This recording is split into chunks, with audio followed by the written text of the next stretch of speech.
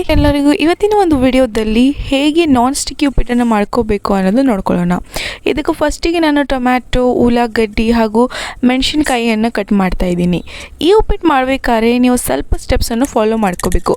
First of ಆಲ್ಸ್ ಏನು ನಾವು ಸಾಬು ಚಾವಲ್ use ಮಾಡ್ತಾ ಇದ್ದೀವಲ್ಲ, ಅದು ಡ್ರೈ ಆಗಿರಬೇಕು. ಆಫ್ಟರ್ ಸೋಕಿಂಗ್ ನೀವು ಅದನ್ನು ಸ್ಟ್ರೈನ್ ಮಾಡಿ ಸೈಡಿಗೆ ಇಟ್ಕೋಬೇಕು.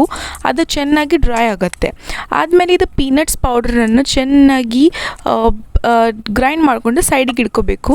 ಇದರಲ್ಲಿ ನಾನು ಇಲ್ಲಿ ಫಸ್ಟಿಗೆ ವೆಜಿಟೇಬಲ್ಸ್ ಫ್ರೈ ಮಾಡ್ತಾಯಿದ್ದೀನಿ.